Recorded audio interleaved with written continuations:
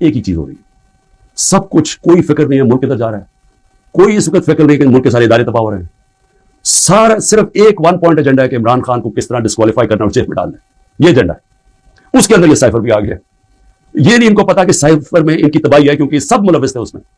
ये शहबाज शरीफ भी था, जरदारी भी था, सारों को पता था साइफर का, सारे मीटिंग्स कर रहे थे अमेरिकनों के साथ। और इसके अंदर जो जनरल बाजवा का रोल है वो सबके सामने आएगा कि उन्होंने क्या रोल था इसका, और कैसे एक हुकूमत जो इतने सालों के बाद सही परफॉर्म कर रही थी, जो इकोनॉमी हमारी आगे जा रही थी, उसको गिरा के एक वो चोरों को ऊपर लेके आए हैं जो 30 साल मुल्क को चोरी कर रहे थे, लूट रहे थे, जो 30 साल मुल्क को, जो खुद जनरल बाजवा हमें बताते थे, जो मुल्क की एस्टैब्लिशमेंट जिनकी चोरियों की बताती थी, जो एक दूसरे की चोरियों का बताते थे, जिनकी इंटरनेशनल दुनिया में उनकी चोरियों के अखबारों में और किताबों में जिनका नाम आता था, उनको लाके ऊपर बैठा दिया। इंक्वायरी सबसे बड़ी ये होनी चाहिए इस साइफर के ऊपर, जो एफआईआर नहीं कर सकती।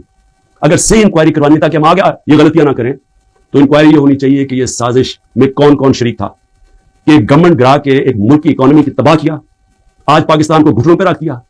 आज अगर हम इनकी मदद ना करते और आईएमएफ से ना कहते कि आपकी स्टैंड बाय एग्रीमेंट के हम सारे, तो पाकिस्तान डिफॉल्ट कर गया था। डिफॉल्ट करने का मतलब कि आज लोगों का माशी कत्ल हो जाना था, जो हो चुका है, इससे दुगनी महंगाई हो जानी थी, बेरोजगारी यानी सारा जो हमारी बाहर से फाइनेंसिंग खत्म हो जानी थी, जो आगे आज बुरे हालात हैं, इससे दुगने हो जाने थे। कौन जिम्मेदार है इसका? इंक्वायरी ये होनी चाहिए कि किसने क्या, किस प्लेयर ने क्या क्या रोल प्ले किया, ये इंक्वायरी होनी चाहिए।